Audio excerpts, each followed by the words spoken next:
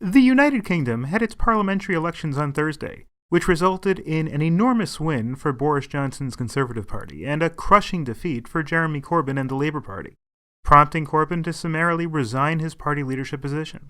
There are some striking similarities between British and American politics, but in the end these similarities are mainly superficial. First, some background. The British government's power is concentrated in its House of Commons, with its 650 members. They're elected from geographic constituencies, and they're designed to have roughly equal populations. At this time, that's about 100,000 people per district. In this way, the elections are similar to those for our House of Representatives, which are spread into 435 districts throughout the country. With 650 total seats, 326 are needed for an outright majority. When no one party has an outright majority, as in the case of the previous British government, less stable coalition governments are required.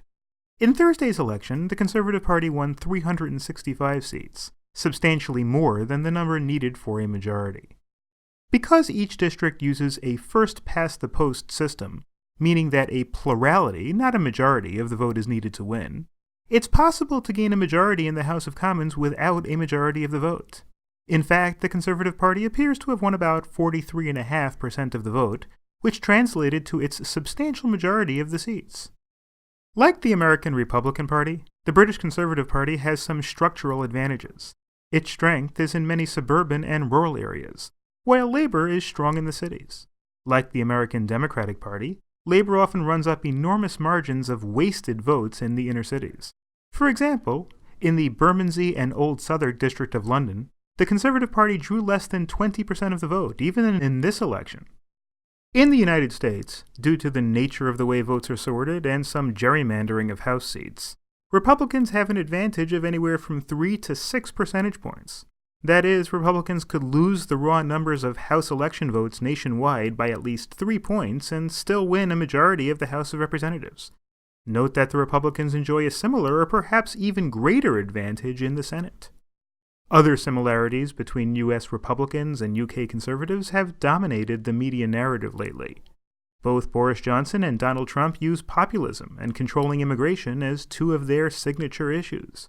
Both have also made reassertion of their nation's world influence key components of their talking points. Trump by criticizing allies and resorting to unilateralism, Johnson by supporting Britain's exit from the European Union. The temptation is great, therefore, to pronounce that the British election is a potential harbinger of 2020, as the British Brexit vote in June of 2016 on a campaign of limiting immigration and decreasing reliance on the EU foretold of Trump's 2016 victory on a platform of America First. Still, one must be careful before reading too much into the comparison. There are substantial differences. First, the influence of Brexit on the 2019 UK election can hardly be overstated. Brexit voters cut across party lines, with many working-class Labour voters supporting Brexit due to fears of increased immigration. Jeremy Corbyn's promise to hold a new referendum to potentially reverse the Brexit election was seen as disenfranchising to some Brexit voters.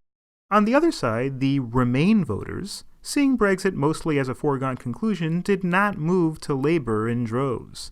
In fact, in Scotland, where Remain won 62% of the Brexit vote in 2016, the vote went mainly to the Scottish National Party, which took 45% of the vote and 45 of 59 seats.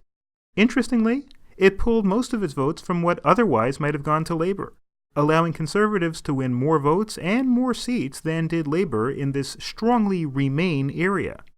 Second, while the Conservative and Labour parties represent a similar left-right axis as we have in the United States, the Conservative platform is hardly comparable to the American Republican platform. For example, the 2019 Conservative pledges include additional funding for Britain's National Health Service, a government-run healthcare system that is free at the point of service, significant new government spending on science, schools, and infrastructure, and a pledge to reach net zero carbon emissions by 2050. While the pledge promised to avoid raising most taxes, promises of tax cuts were conspicuously absent. In fact, with its combination of promises of steady taxation, fiscal responsibility, moderation on immigration, social and infrastructure spending, and limited support for abortion, The British Conservative Party might have more in common with the Democratic parties of Bill Clinton or even Barack Obama than with the Republican Party of today.